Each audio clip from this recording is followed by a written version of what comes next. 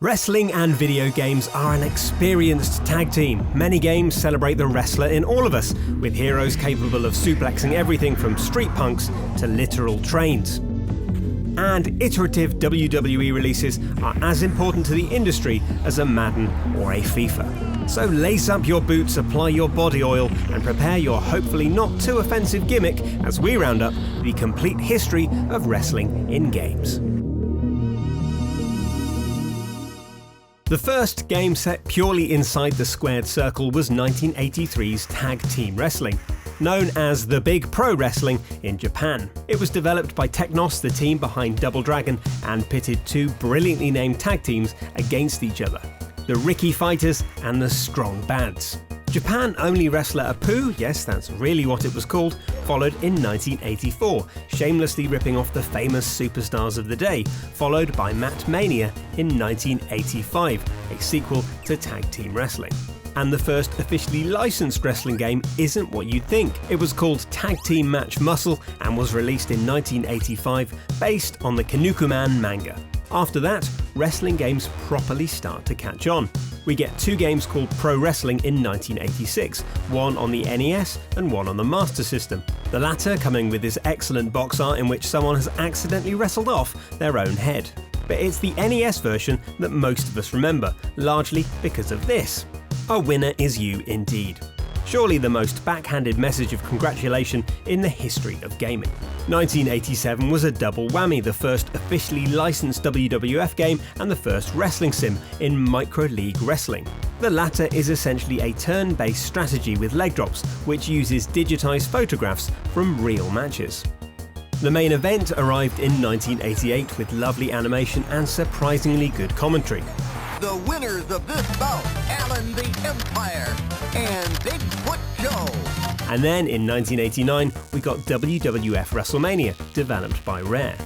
It's full of nice flourishes for wrestling fans, things like Hulk Hogan being the only person able to body slam Andre the Giant. 1989 gave us the first installment of Fire Pro Wrestling, an enduring and brilliant wrestling series that's currently on a bit of a comeback. We also got the solid, if largely forgotten, Champion Wrestler from Taito, which is memorable for including the main character from side-scrolling slash-em-up Rastan, and Wrestle War, which is memorable for this terrifying cover. And a fun fact for you here, the Japanese version featured an exact likeness of Hulk Hogan, which was changed for the Western release to avoid legal complications. And finally, it's worth mentioning WCW Wrestling, the first tie-in game from the other wrestling promotion, which is memorable only for being a model swap of another game, Superstar Pro Wrestling. On to the 1990s and the golden years of the wrestling arcade game. Although it's worth noting that things do get a bit hazy here. We can't cover every wrestling game released in Japan for the Super Famicom because that would be a video all in itself. Instead, we'll try and stick to trailblazing titles that came out in the West. First off, Wwf Superstars, a game made by Technos which features in-game promos cut by the stars of the day. And after that came 1991's WrestleFest, a beautifully animated glitzy slam dance which added more wrestlers, 4-player matches, cage matches, and even the Royal Rumble. Chances are, if you went into an arcade during the early 90s, you'd have seen this and lost most of your pocket money trying to beat the Legion of Doom. Sadly, this was the last wrestling game developed by Technos, who folded in 1996. A shame, since the early impressions suggest they had an amazing grasp of what makes wrestling games great. As arcades began to diminish, home consoles became the place for boundary-pushing wrestling games. 1992's Super WrestleMania and 1993's Royal Rumble were inspired grappling games, the latter featuring 6-man tag matches, steel chairs, finishing moves, and even the ability to bump the ref. Royal Rumble also has the most beautifully animated dropkick in the history of gaming. That is a thing of beauty. 1993's Saturday Night Slam Masters is also worth a mention, a brilliant, frenetic arcade grappler with a huge cast of eccentric wrestlers. Most notably, Final Fight's Mike Hager before he became the mayor of Metro City. It was known in Japan as Muscle Bomber the Body Explosion, which incidentally was also my nickname at school. Honest. Now, all the while the big WWF releases had been churning out on consoles, the Fire Pro Wrestling series had endured, bringing with it deep, tactical gameplay and wrestlers obviously based on the superstars of the day. And in 1993, Super Fire Pro Wrestling 3 Final Bout became the first wrestling game to let you edit the appearance of your superstar. The licensed games came thick and fast for quite a few years, most notably 1994's 16-bit swan song, WWF Raw, 1995's weird Mortal Kombat-influenced WWF Wrestlemania the arcade game, and WCW vs Nwo World Tour in 1997, the first fully 3D wrestling game complete with taunts, comebacks, and the rising stars of WCW. And then in 1998, we got a game worthy of the Attitude Era in WWF Warzone. It's a chunky 3D wrestling game with a smart rock, paper, scissors fighting system, crunching moves, and brilliant commentary. It was also the first game to feature a creator wrestler suite that allowed you to make a wrestler from scratch.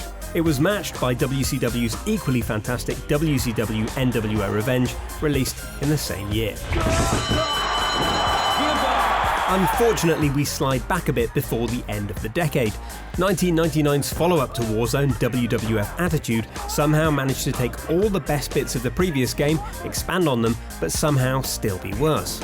And WCW NWO Thunder 2 struggled to live up to the quality of its predecessor. But everything was about to change in a screwjob worthy of Vince McMahon himself. Acclaim, who'd made every WWF game since '91's WrestleMania, lost the license to THQ, who'd previously developed the very best WCW games. In response, WCW moved their license over to EA, leaving poor old Acclaim stuck with the ECW license. After a few years in the wilderness, wrestling games were back in business with Uke's revolutionary WWF Smackdown, released in 2000. It looked great with sharp camera cutaways to recreate the cinematics of real wrestling, dramatic finishes, and backstage brawls. It also had an engaging season mode, complete with a pre-season for a wrestler that felt a bit like playing an RPG. Smackdown 2, released later the same year, refined and expanded upon the original game and became the best-selling single-format sports game of all time. And if you've watched this far, you probably know what happens next. WWF No Mercy, one of the greatest wrestling games ever made. It featured deft reversals, context-sensitive moves, and one of the best ladder match modes in any wrestling game to date.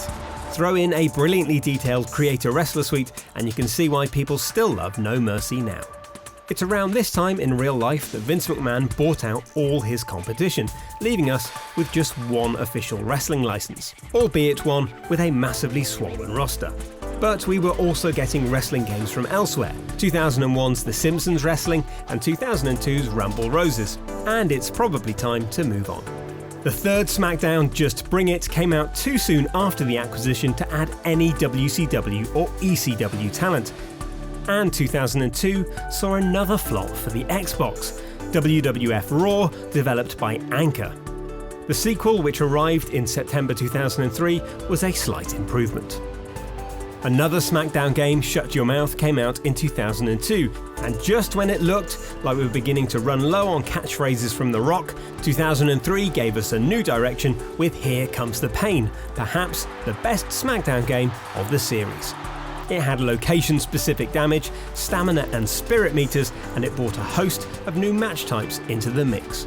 2003 also brought us Backyard Wrestling Don't Try This at Home, which should probably have been subheaded Don't Try This Anywhere because it's not very good.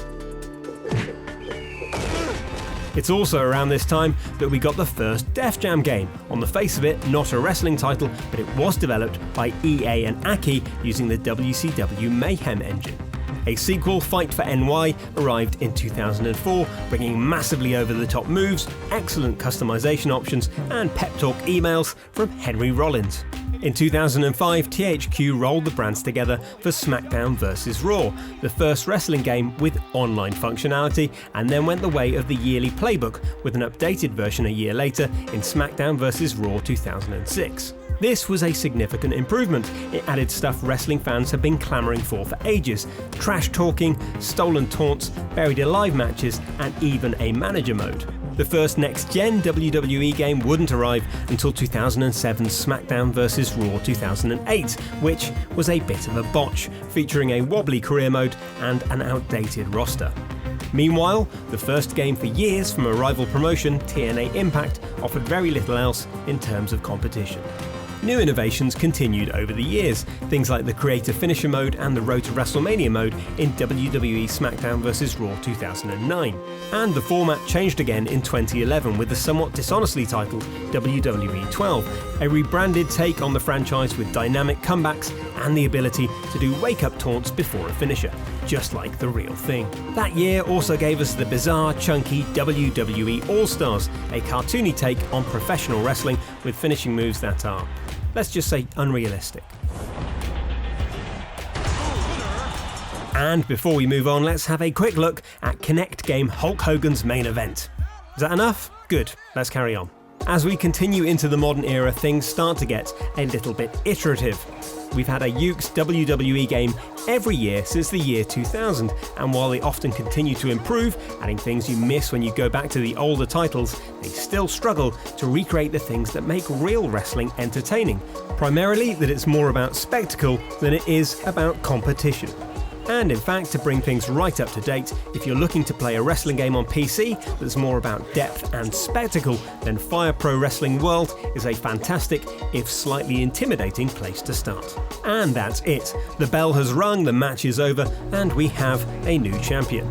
Were we wrong to miss off the Rumble Roses sequel? Should we have included every single Fire Pro Wrestling game and made this video 40 minutes long? Please write your answers on a sign and wave it at our next match, or just pop them in the comments below. As ever, please remember to like this video if you enjoyed it, and subscribe to Logitech G for more weekly episodic entertainment.